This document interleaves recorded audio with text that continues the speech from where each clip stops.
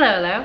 Coincidentally enough, as I'm trying to make this video about cognitive impairment, I'm having difficulty concentrating on my own words because there's a lot of stimulus happening in the background. There is the laundry machine, the dryer, dogs barking outside, people moving around in the house, and I'm struggling. Bailey's in the room too. All right, cognitive impairment is when a person has trouble remembering, learning new things, concentrating, focusing, or making decisions that affect their everyday life. And people will often refer to these episodes as brain fog. Disclaimer, before I go into my experience with cognitive impairment, aka brain fog, I'm certainly going through some internalized ableism about this, stemming from trauma, so I think it's important you know that. Growing up undiagnosed neurodivergent, I had a lot of symptoms that were misunderstood and I was bullied for. I would have these outbursts, which were really just like big stims. I would have difficulty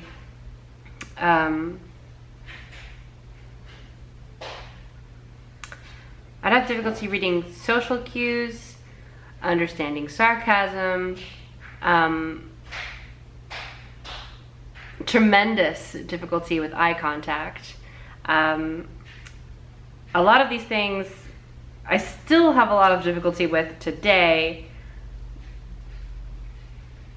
but as a survival mechanism, I taught myself how to mask it for the most part. So a lot of people can't really tell a lot of the time, though with more and more isolation due to chronic illness, I get less practice. It's like a muscle, and now people can notice it a bit more. So being that people are noticing it more, and they're just more present in my life today, I've also just become more honest about being neurodivergent and just, you know,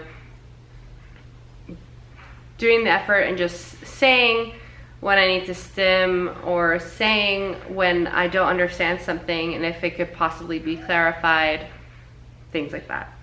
So I should also mention that, like I said,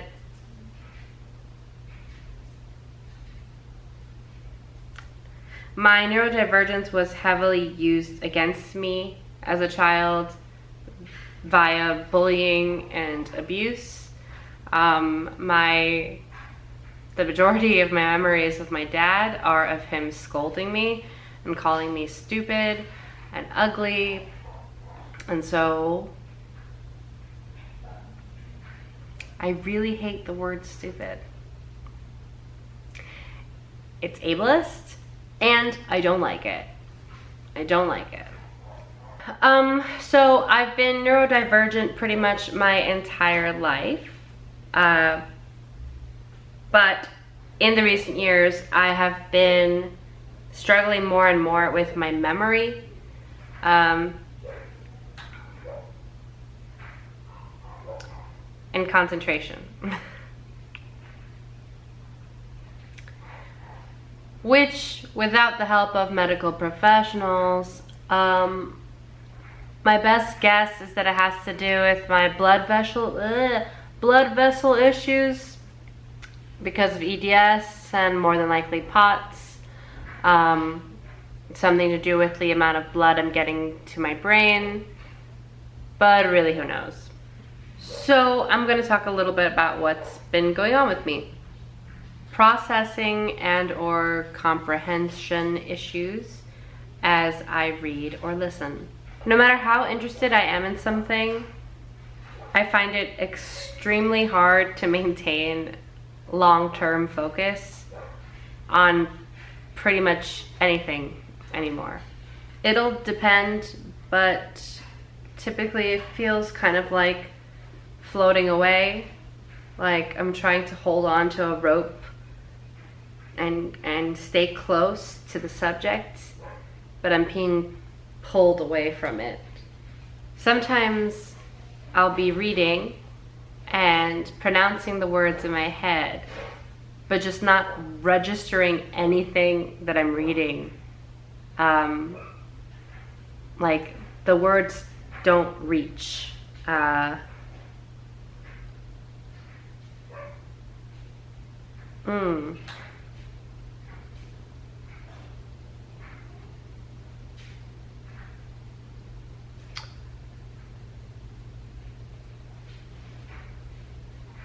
So I'm going to take a cue from Jessica,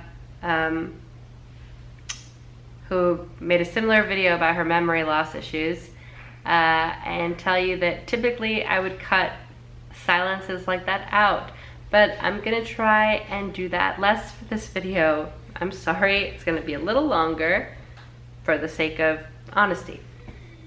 Right, I was saying the words don't really register when I read them oftentimes. It's kind of like as though I were reading something in a completely different language. I'm just not processing the information, just kind of making the sounds in my mind. And this will happen when I'm listening to people too. Sometimes people will be talking and I'll just hear like the adults in Charlie Brown, like wah, wah, wah, wah, wah, wah, wah, wah. And I'm just sitting here like I'm trying to understand what's happening, but there's just some kind of a block and I can't.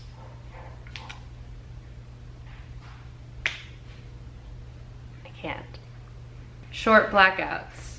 So I'm referring to completely sober, short blackouts that I get.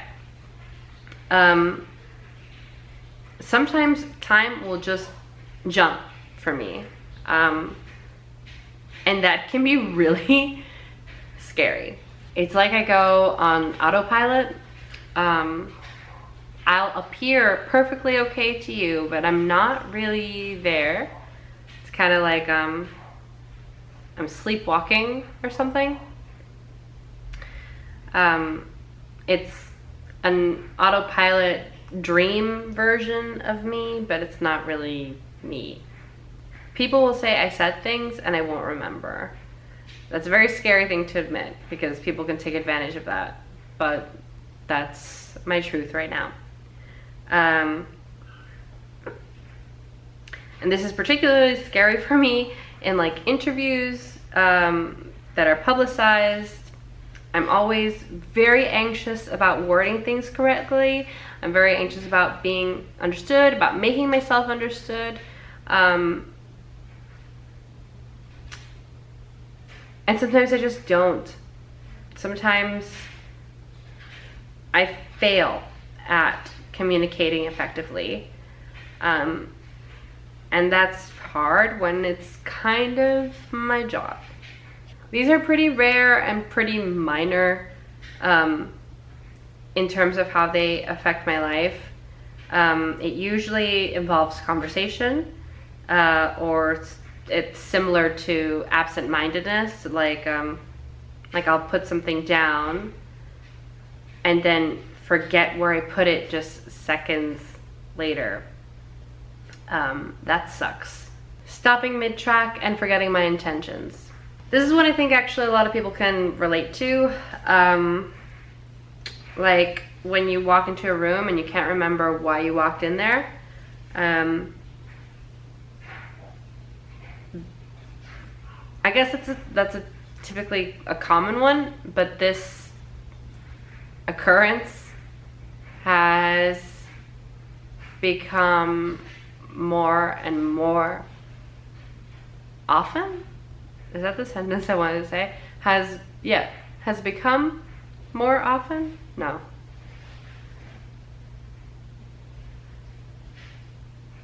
okay, a better way to say that would be has begun to occur more often.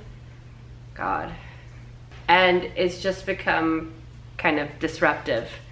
The amount of times in a day that it'll happen. Confusion. All right, there's plenty of examples I could probably give, but I have just like the most recent one in mind. So most recently, my big like confused moment was when I had toothpaste in one hand and a toothbrush in the other, and I had to try really hard to remember which one was the one that I was supposed to put in my mouth. Oh, those gestures. Okay. And in that same window of time, I also had the caps off, because the toothbrush was a travel brush and had the little cap. And what did I do? I was trying to put the toothbrush cap onto the toothpaste, and I was just standing there like trying to insert it into the toothpaste and not understanding why it wouldn't fit. And eventually realized what I was doing wrong. So it's stuff like that. I'm not gonna go into more examples than that one right now. Remembering people's names or even interacting with them. And this one might be the most embarrassing one for me. It does kind of fall under the short blackouts, but I feel like it might be more in my long-term memory, and you'll see why when I explain. There are so many occasions where this happens, and I know that by the subject alone, you're probably thinking, oh, she just doesn't care about the people that she meets and she's lying about this or whatever. Like, I'm sorry, I have to assume that people are constantly thinking the worst, because they often are, and so I always have to be prepared to like defend myself. It's super annoying. But no, this happens even to my best friend of 14 years. I'll be looking at her face and she'll be talking to me, and I'll be thinking, what is her name? Oh my God, why can't I remember her name? What is her name? What is her name? To my best friend of 14 years, I'll forget her name. Sometimes I'll forget a relative's name. Sometimes I'll forget my own name. Like, I can't, I lose them. I lose names. And with people that oh God, that I meet sometimes now, I can't remember interacting with them. And I feel horrible about it. I've had one person who, I met them 3 times, apparently. But I had 0 memory of ever meeting them. So they felt embarrassed, they felt offended. And I felt terrible too. Because it's not, I can't control that. It's not out of disrespect or disregard. This is a cognitive issue that I'm going through. It has nothing to do with you. Please, if this ever happens with you or in front of you, please just know that, I guess. I don't hate you. It's not that you are not memorable or special, or that I don't care about you. It's just my brain. I think I've used the word embarrassed at least twice in this video. So clearly, I'm working through my internalized ableism with this. As I mentioned, my neurodivergence made me a target of several different kinds of violence throughout my life, and it was traumatizing. So admitting through this video that I'm having cognitive difficulties is scary. Like, just, you know, what's the word? Acceptance, right? Like, admitting that something is going on is scary for me.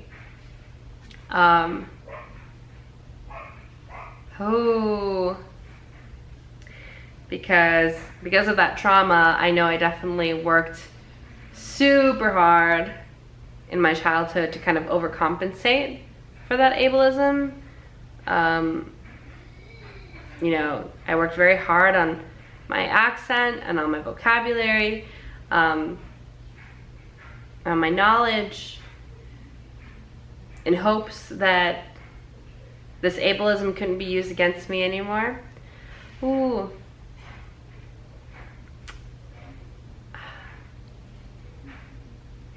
But that was just the things that I could control, and now I'm in a place where there's a lot of things cognitively that I just cannot control. So again, that's kind of scary. So yeah, I'm not entirely comfortable with bearing these things about myself on the internet. So people feel like they have something that they can use against me that I'm insecure about or whatever. But I'm sure the moment that I publish this, honestly, if anybody tries to use it against me, it's going to be so transparent and it probably won't bother me. So this is something that I'm working through, about accepting about myself and not feeling so ashamed about it. And I wanted to talk about it because I know that I'm not the only one that goes through this. Especially, I have quite a few friends with chronic illness. A lot of them go through different cognitive impairments for different reasons. And so I wanted to make this video in case you might know somebody that's like this, or, you know, even if somebody doesn't say it to you, just kind of have this in the back of your mind, that these issues with memory, name recall, concentration, maybe you don't have to be offended by them. Maybe it's not about you. Maybe it's something going on with them, and maybe they could use a little bit more kindness their way instead of judgment and ostracization. Am I pronouncing that right? Instead of turning your back on them, which happens so much. And if you're going through cognitive impairment, aka brain fog yourself, I would love to hear about your experiences in the comments. If you have some cool new coping mechanisms, accessibility techniques, any mantras of self-acceptance that you have to share, I would love to hear them. Please share them with us, and I will see you eventually. Bye.